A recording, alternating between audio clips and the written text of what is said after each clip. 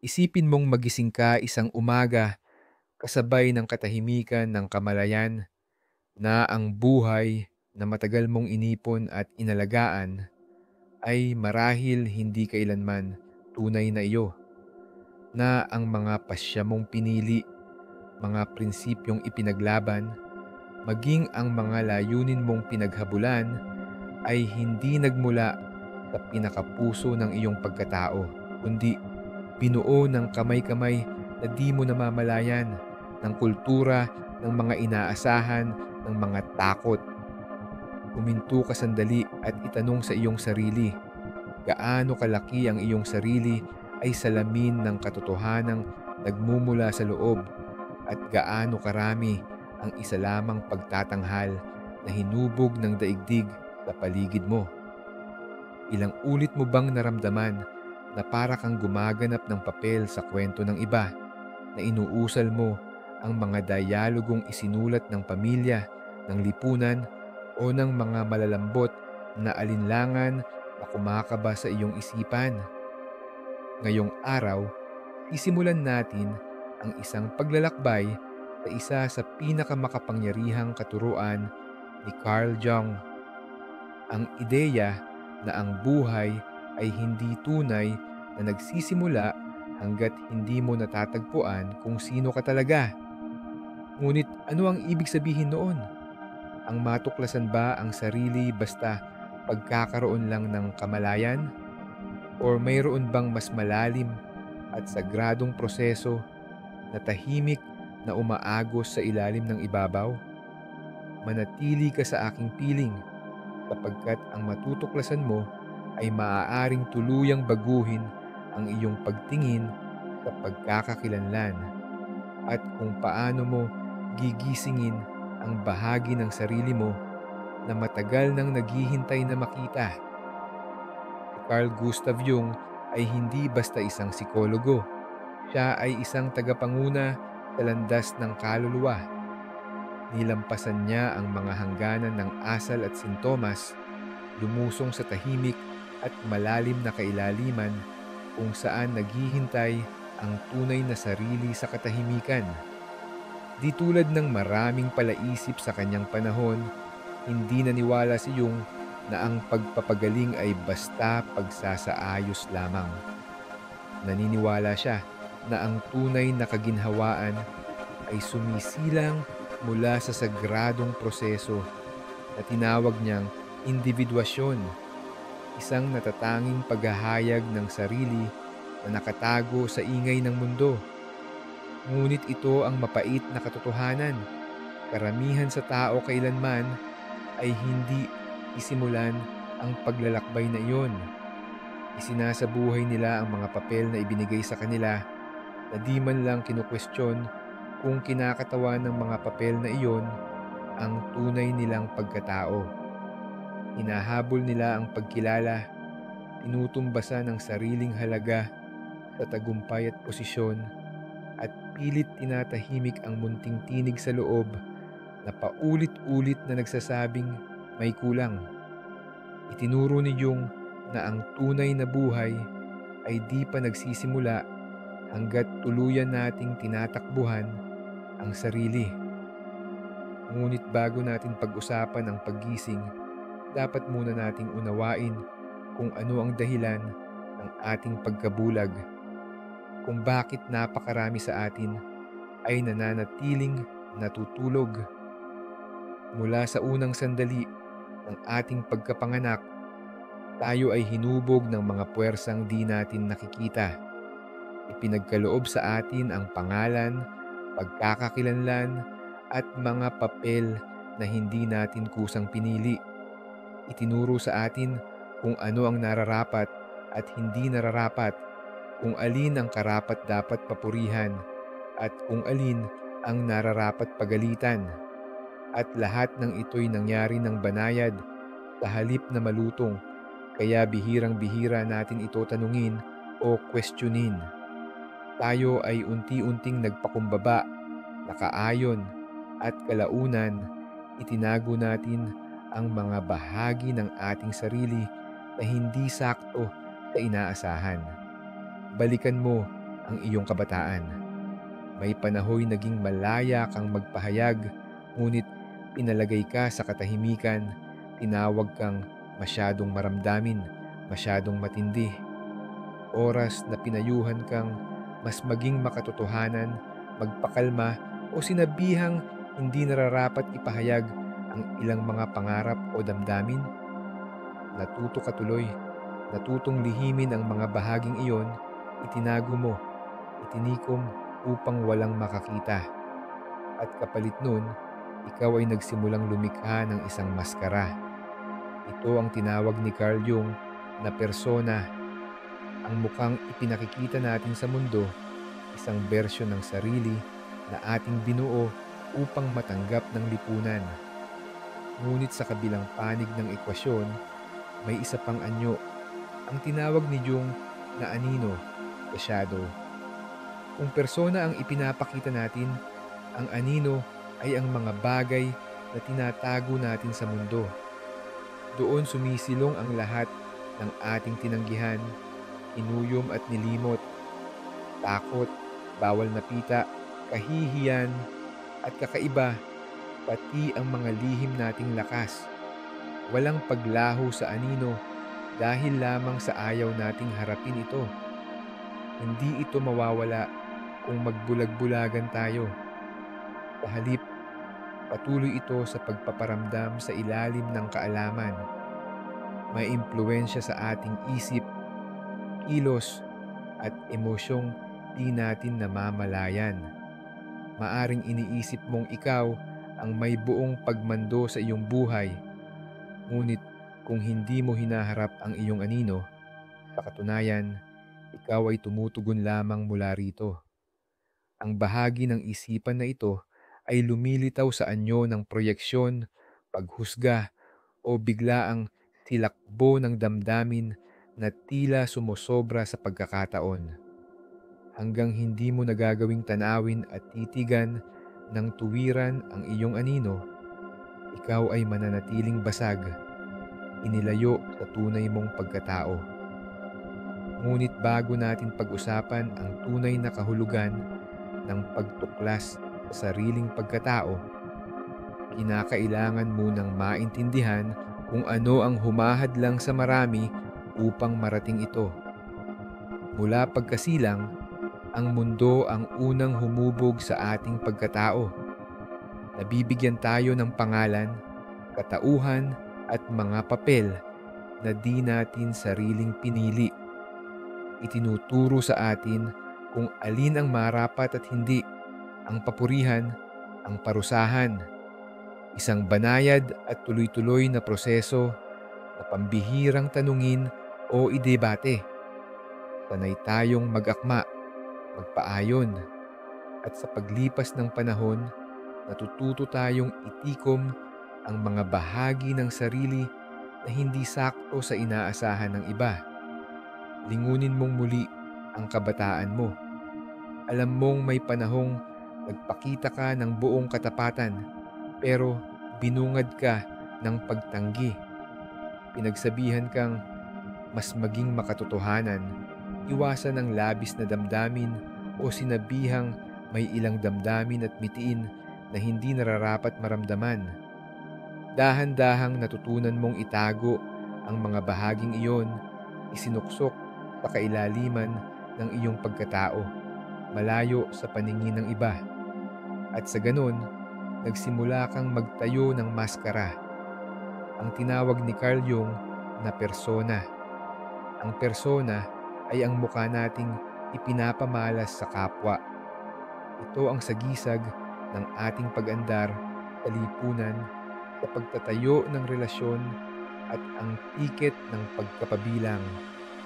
Ngunit narito ang panganib, habang patuloy nating kinikilala ang maskara bilang tayo, unti-unting nalilimutan natin ang nakatago sa likod nito, hanggang namumuhay tayo na tila ang maskara na ang nagsisilbing tunay na ako, at tuluyan ng naputol ang ugnayan sa pinakatunay mong sarili. At sa kabilang dako ng maskarang ito, may umiiral pang mas lihim, ang tinatawag ni Jung na anino.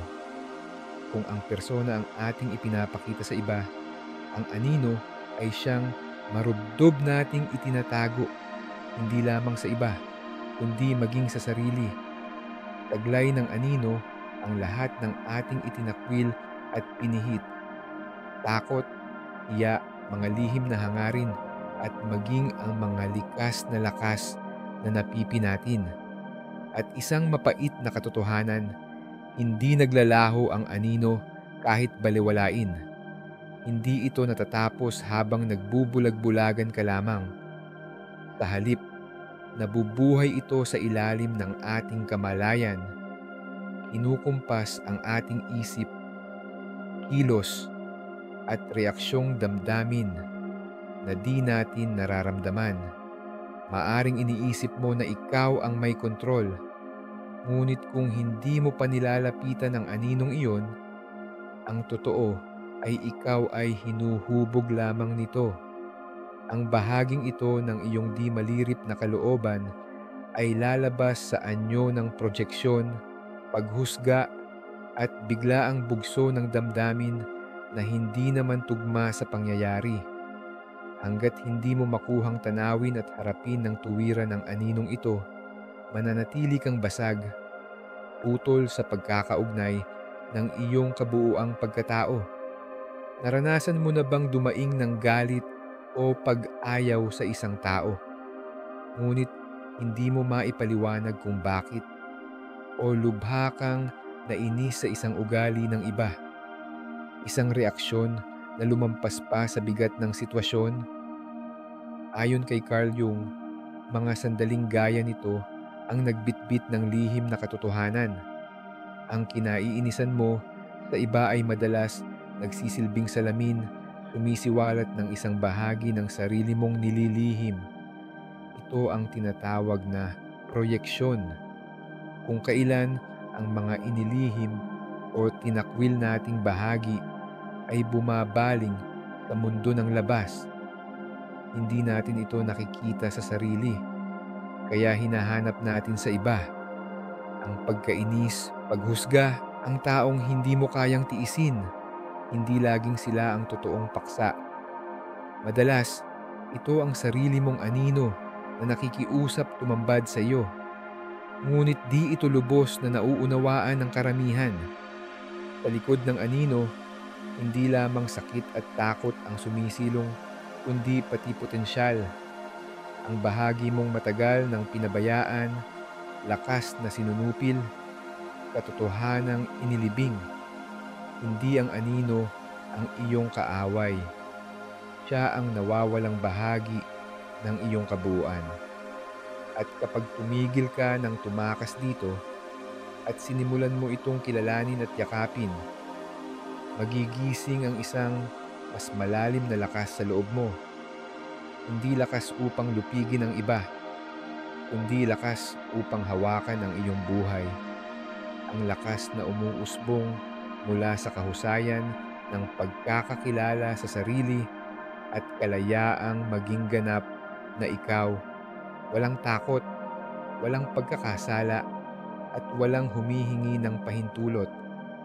Dito nag-uumpisa ang tunay na paglalakbay, hindi sa paghahangad na maging ibang tao, kundi sa pag-alala kung sino ka. Sa likod ng lahat ng minanang kaisipan, sa likod ng mga inaasahan, sa likod ng maskarang buong ingat mong itinayo, handa ka bang harapin ang katotohanan tungkol sa sarili mo? Titigan ang mga bahaging itinago mo at angkinin ang matagal nang nawalang bahagi, sapagkat ang susunod na yugto ay hahamon sa lahat ng akala mong pagkakakilanlan at magbubukas ng isang pinto tungo sa kalayaang sagad sa kaibuturan. Nabihira lamang mahagilap ng marami. Lingunin mo ang paligid. Maraming tao ang nabubuhay na tila lubos ng kilala ang sarili. Kumakapit sila sa pangalan, trabaho, kulturang pagkakakilanlan, at mga kwentong paulit-ulit lamang na binibigkas taon-taon. Ngunit ayon kay Carl Jung, ang tunay na sarili ay higit na masalimuot. Ang tinatawag nating pagkatao ay madalas isang manipis na balat lamang, kapiranggot na tipak mula sa mas malalim na dagat. Sa ilalim nito ay may malawak na mundo ng kalooban, nakalilimot na gunita, itinagong emosyon, nakatagong kakayahan at mga pangarap na hindi pa natutupad. Hanggat di mo pinapasok at sinisid ang kalaliman nito, patuloy kang mamumuhay sa ibabaw lang. Di kailanman nadadampian ang pambihirang lakas na dati pa nandyan sa loob mo. Ang pakiramdam na may kulang, may higit pa rito. Hindi ito pantasya. Iyan ang tinig ng malay na tahimik kang tinatawag pauwi. Tinawag ni Jung ang sagradong prosesong ito na individuasyon, hindi ang maging ibang tao kundi ang pag-iisa ng bawat piraso mo sa isang ganap na kabuuan. Liwanag at anino, ang kilala at ang lihim, ang marikit at ang masakit. Ngunit bago maganap ang pagsasanib, kailangan mo munang harapin ang mga bagay na natatago sa loob mo. At dito madalas tumitigil ang karamihan. Bakit? Sapagkat ang harapin ng sarili ay harapin ang di kaginhawahan. Masdan mo ang mata ng iyong takot, kahihiyan at pag-inlangan. Mas madali ang magpaabala sa trabaho, aliwan o aaninag ng mundo sa labas. Nagbababad tayo sa mga screen, walang tigil na nanonood, puno ang bawat sandali. Ngunit hindi namamalayan na iniiwasan natin ang tanging bagay na tunay sanang magpapalaya sa atin. Kahit saan tayo magtago, hindi mawawala ang mga takip-silim ng ating kalooban. Magpapakita pa rin ang mga ito. Sa anyo ng kabalisahan, pag-uulit ng sariling pagwasak, suliranin sa mga ugnayan at masinsing pag-iisa na paulit-ulit na bumubulong na may mahalagang bahagi pa ring nawawala. Sa paniniwala ni Jung, hindi kailanman tumitigil ang ilalim na kamalayan sa pagtawag. Ang totoo, nakalimutan na nating muli itong pakinggan. Ngunit kapag sinimulan mong makinig, lubos na makinig, mapapansin mong unti-unting lumilinaw ang mga padron na ito. Maiintindihan mong ang malalalim mong sugat ay nangingibabaw na gabay sa pagpili. Ang mga naitago mong hangarin ay palihim pa ring gumagabay mula sa anino. At ang mga kinatatakutan mo madalas ay may dalang karunungan na matagal nang inaasam ng iyong kaluluwa. Isang halimbawa, takot sa pagtanggi. Napakaraming nabubuhay na labis ang pagnanais na tanggapin. Inilalayo ang sarili sa hidwaan. Tinatago ang saloobin upang mapanatili ang katahimikan. Ngunit saan ba nagmumula ang takot na ito? Tungkol lang ba ito sa iniisip ng iba? O nakaugat ba ito sa isang mas malalim na pinagmulan? Maaaring balikan ang isang sandaling sa pagkabata mo. Naramdaman mong hindi ka nakita, hindi mahalaga, o tila walang nagmamahal. Panahong hindi mo lubos na naproseso, na unti-unting naging bahagi ng iyong pagkatao. Para kay Jung, ang takot na ito ay bahagi ng anino, hindi basta emosyon, kundi fragmento ng sarili na hindi pa tinatanggap, naghihintay na mahango sa liwanag. Sapagkat hanggat hindi ito nakita, hanggat hindi ito niyayakap, mananatili itong humahawak mula sa likod ng kurtina ng iyong kamalayan. Ngunit ito ang kamangha-manghang katotohanan. Sa sandaling harapin mo ang nakatagong bahagi ng iyong sarili, mawawala ang kapangyarihan nila sa iyo. Titigil silang magdikta ng mga lihim mong pagsya. titigil na silang maghasik ng pagdududa sa iyong mga pangarap. Isipin mo, paano kaya ang mabuhay na walang takot sa paghusga, na maipahayag mo ang iyong katotohanan ng malaya, ang tahakin ang bawat hakbang hindi batay sa inaasahan ng iba, kundi sa mismong tugon ng puso mo? Yan ang lakas ng individuasyon, hindi pagiging ibang nilalang, kundi pagbabalik sa kabuuang matagal ng nasa iyong loob. Nakatabon lamang ng lipunang kinalakhan, takot at katahimikan. At ngayong panahon, narito ang tanong, paano natin sisimulan? Paano tayo lulubog sa kailaliman ng kamalayan at bubuklatin ang nagpapakilos sa ating buhay mula sa likod ng mga anino? Para kay Carl Jung, ang isa sa pinakamabisang tarangkahan ng ilalim na kamalayan ay matatagpuan sa mga simbolo, sa mga panaginip, at sa malalim na pagmumuni-muni. Hindi niya tinuring na walang saysay ang panaginip, kundi banal na mensahe, mga bintana papasok sa kaluluwa. Bawat larawan, bawat damdamin ay pahiwatig mula sa iyong kailaliman, naglalahad ng katotohanang nilimot ng isipan. Ngunit hindi doon nagtatapos. Pinahalagahan din ni Jung ang malikhain at tapat na pagpapahayag. Ang sining, musika, pagsulat, hindi ito basta libangan, kundi mga daang tinatahak. Tinitibag nito ang hadlang ng isip at dumidiretso sa ilalimang kamalayan. Kapag ikaw ay lumilikha na walang takot, nagbubunyag ng piraso ng sarili na matagal nang naghihintay na makilala. At marahil ang pinakamahalagang hakbang sa lahat ay yaong payak ngunit makapangyarihang kamalayan.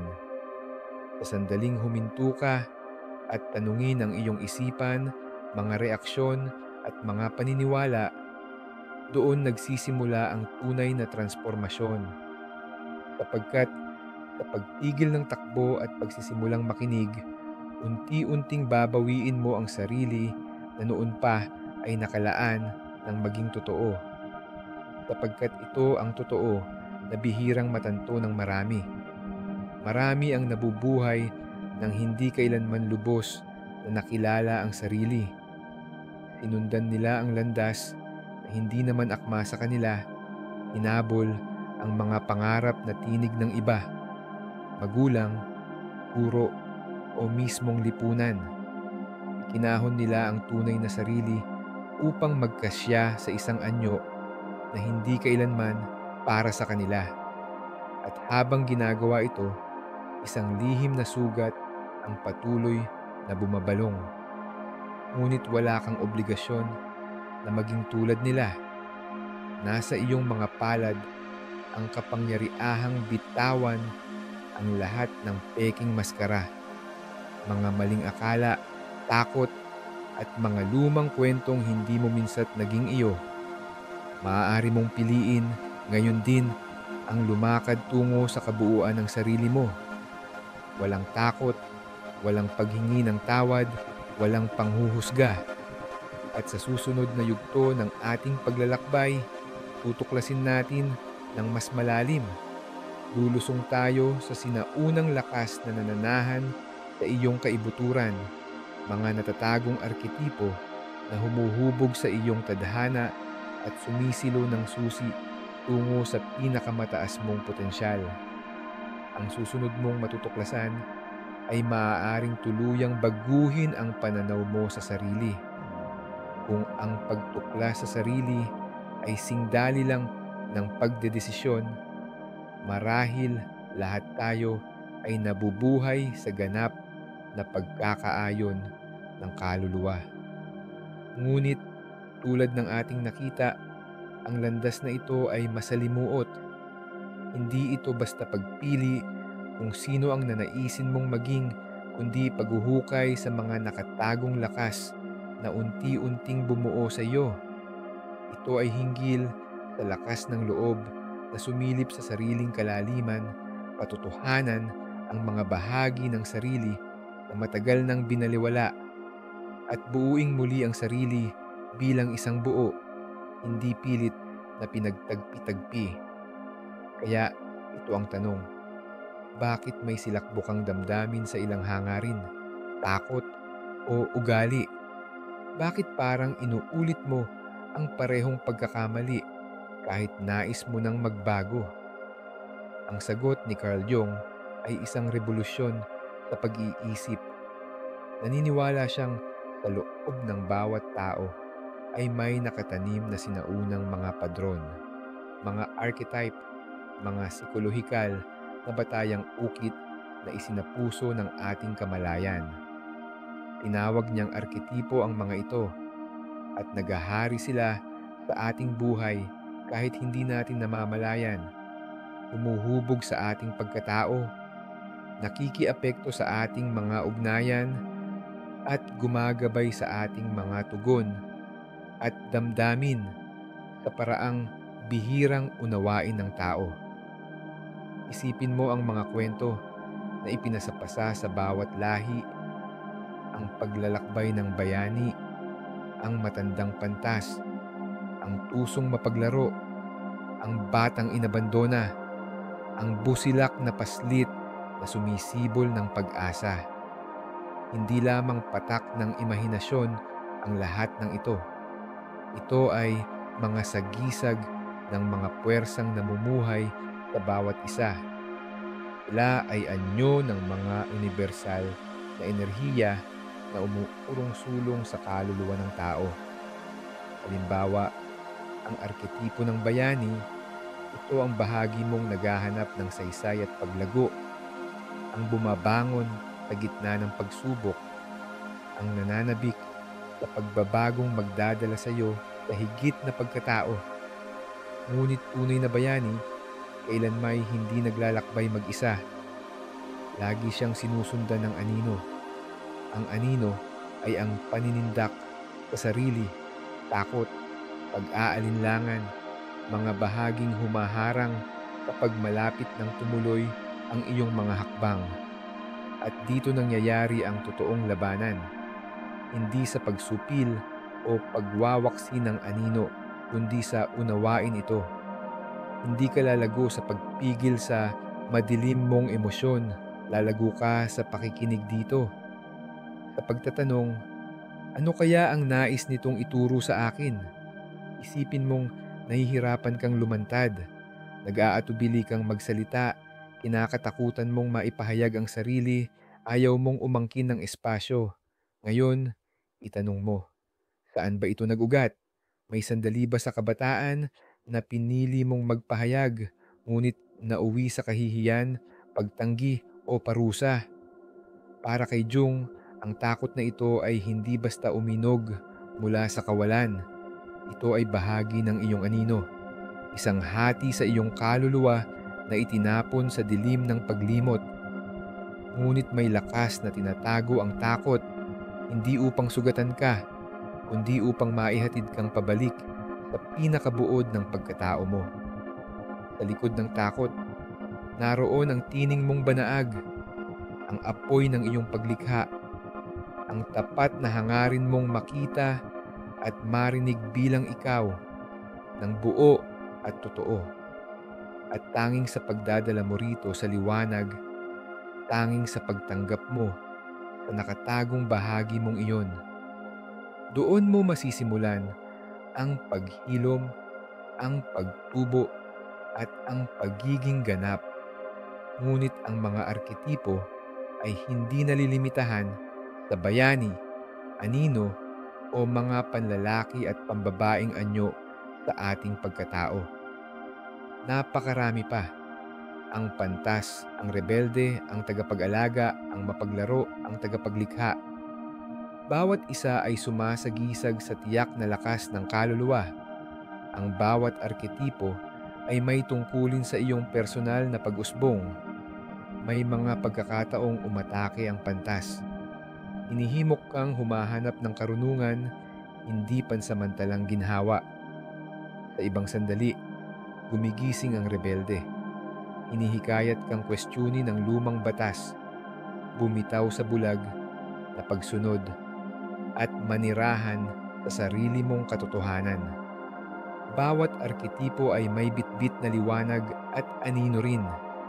Ang tagapag-alaga, halimbawa, maaaring walang sawang maglaan sa kapwa, ngunit sa kaibuturan, may itinatagong galit sa pagwawalang bahala sa sariling pangangailangan. Ang mapaglaro ay maaaring magbigay buhay ng paglilikha at tuwa, ngunit kung masyadong umiral, kayang magbunga ng pagsira sa sarili. Sa pagsasanay ni Carl Jung, ang tunay na pagbabagong loob ay hindi makakamit sa pagpili ng isang arketipo at paglilimita sa iba. Tunay itong bumubukal sa pagkakilala, pagbibigay halaga, at pagyakap sa kabuuan ng mga ito. Kaya narito muli ang tanong, aling arketipo ang nangingibabaw sa iyo ngayon at alin ang nanatiling tahimik, mataman lamang na hinihintay na muli mong matandaan? Dito tayo dinadala sa isang mahalagang sangandaan. Pagkat sa sandaling makilala mo ang mga arketipo na ito, mapapansin mong higit mong nauunawaan ang dahilan ng iyong pagkapukaw sa magkasalungat na landasin. Bakit may bahagi ka na naghahanap ng katiyakan habang ang isa'y nananabik sa kalayaan? Bakit hinahanap mo ang koneksyon ngunit nais mo rin ang pag-iisa? Ang pag-aalinlangan sa loob ay hindi kahinaan. Ito ay katibayan ng iyong mayaman at matinik na kaluluwa na hindi kayang ikulong sa iisang papel o titulo lamang. Ang higit mong naiuugnay ang lahat ng bahagi, lalo kang nagiging buo. At mula sa kabuuang ito, sumisibol ang kalinawan, isang pakiramdam ng panloob na pagkakahanay na higit pa sa pangangailan ng pagkapruba o takot sa paghuhusga. Doon ka magsisimula ng pagpili batay sa kalooban at katotohanan ng loob at hindi lamang mula sa dating sugat o ng script ng lipunan. Doon ka makakabangon ng buhay na hindi nalilibak kundi umaapaw sa saysay, layunin at pagkamakatuwiran. Ayon kay Jung, ito ang pinakamataas na layunin ng individuasyon, ang maging buo, hindi perpekto. Mamuhay hindi sa ilalim ng maskara kundi mula sa kaluluwa. At diyan, nagsisimula ang tunay mong lakas. Ngunit iiwan kita sa isang mahalagang pagmumuni, isang mensaheng inulit ni Jung at ng maraming mistiko bago siya. Ang pagtuklas ng sarili ay hindi luho ng iilan, kundi isang pangangailangan ng sinumang nagnanais ng makahulugang buhay. Ang matuklasan mo ang sarili ay hindi nangangahulugang maging ibang tao. Ang totoo, ang ibig nitong sabihin ay bumalik sa kung sino ka bago ka ituro ng mundo kung ano ang dapat mong maging. Ito ay landas na nangangailangan ng tapang. Dapat mong harapin ang kadiliman sa loob, ngunit hindi para malugmok, kundi upang muling mahagkan ang iyong liwanag. At kahit napaka-personal ng paglalakbay na ito rin ay universal. Kapagkat habang pinapalalim mo ang pagkilala sa sarili, mas lalo kang nagkakaroon ng malasakit sa tahimik na pakikibaka ng bawat tao. Makikita mong sa likuran ng bawat maskara at papel, lahat tayo ay naglalakbay sa iisang paghahanap para sa katotohanan, para sa paggaling, para sa isang buhay na tunay na nagdarama. Ito ang tahimik na revolusyon na iniimbitahan tayong sindihan ni Jung. At ngayon, nasa iyong mga kamay ang paanyayang iyan. Kung may nabuhay na damdamin sa puso mo sa mensaheng ito, kung panandalian kang napahinto, nagnilay, o marahil nagtaka, ibig sabihin, ang iyong paglalakbay ay nagsimula na. Huwag mo sanang hayaang huminto rito. Ngayon mo pa lamang isinusulong ang isang mapagpalayang hakbang papunta sa mas malalim mong pagmulat. Inaanyayahan kitang patuloy na tuklasin ang mga hiwaga ng sarili. Muling balikan ang bahaging matagal mo nang nalimutan. Hanapin ang sagot sa mga tanong na may tunay na saysay, sapagkat ang buhay ay hindi ganap na magsisimula hanggat hindi mo natatagpuan ang iyong sarili. At ngayon, batid mo na ang landas. Maraming salamat sa iyong pakikinig. Kung ang video na ito ay nakatulong o nakapagbigay liwanag sa iyo, inaanyayahan ka naming i-like, mag-subscribe at ibahagi ito. Ang iyong suporta ay nagbibigay inspirasyon upang patuloy kaming lumikha ng mga nilalamang nagpapalawak ng kamalayan. Muli, taos-pusong pasasalamat at hanggang sa muli nating pagkikita.